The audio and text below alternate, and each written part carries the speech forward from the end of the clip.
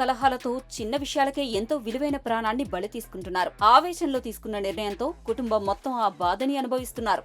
ఉన్నతమైన ఉద్యోగాలు చేస్తున్న వారు సైతం అనాలోచిత నిర్ణయాలు తీసుకుంటున్నారు. తాజాగా మియాపూర్లో సాఫ్ట్వేర్ ఆత్మహత్య చేసుకున్న ఘటన తీవ్రంగా కలచివేస్తోంది. ఏపీలోని ఏలూరు జిల్లా చాట్రాయి మండలానికి చెందిన మొక్కపాటి వెంకట నాగలక్ష్మి హైదరాబాద్లో సాఫ్ట్వేర్ ఉద్యోగం చేస్తుంది. 5 నెలల క్రితం అదే జిల్లా ముసునూరు మండలం తోచిలుకకు చెందిన మొవ్వా మనోజ్ మణికంఠ అనే వ్యక్తితో పెళ్లి జరిగింది. మనోజ్ నగరంలో కాంట్రాక్టర్గా పనిచేస్తున్నాడు. మియాపూర్లోని గోకుల్ ప్లాట్స్ లో దంపతులు నివాసముంటున్నారు. గత కొద్ది రోజులుగా దంపతుల మధ్య విభేదాలు చోటు చేసుకున్నాయి.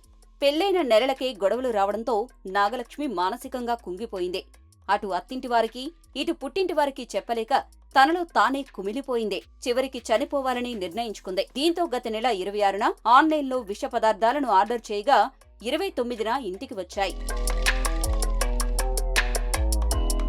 పాయిజన్ బాటిల్ వచ్చిన తర్వాత కూడా నాగలక్ష్మి కొంతవరకు ఆలోచించింది. భర్త అర్థం చేసుకుంటాడని వేచి చూసింది. అయినా ఇంట్లో గొడవలు ఆక్కపోవడంతో 2 వారాల తర్వాత ఈ నెల 11న విషం తాగి ఆత్మహత్యకు పాల్పడింది. ఎంతకు తలుపులు తీయకపోవడంతో అనుమానంతో ఇంటి యజమాని తలుపులు బద్దలుగొట్టాడు. అపస్మారక స్థితిలో ఉన్న నాగలక్ష్మిని వెంటనే కేపీహెచ్బీలోని ఓ ప్రైవేటు హాస్పిటల్ కు తరలించారు. చికిత్స పొందుతూ గురువారం ఆమె మృతి చెందింది. ఆన్లైన్ విష పదార్థాలు ఆర్డర్ పెట్టడంపై నాగలక్ష్మి కుటుంబ సభ్యులు అనుమానం వ్యక్తం చేస్తున్నారు. భర్త వేధింపుల వల్లే తమ కూతురు చనిపోయిందని ఆరోపిస్తున్నారు. ఈ మేరకు మనోజ్ పై పోలీసులకు ఫిర్యాదు చేశారు.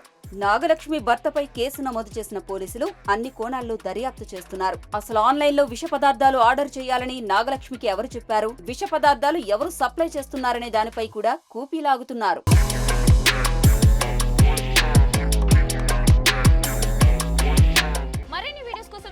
సబ్స్క్రైబ్ చేయండి. లేటెస్ట్ అప్డేట్స్ కోసం వాట్సాప్ ఛానల్ ని ఫాలో అవ్వండి. ఆ లింక్ డిస్క్రిప్షన్ లో ఉంది.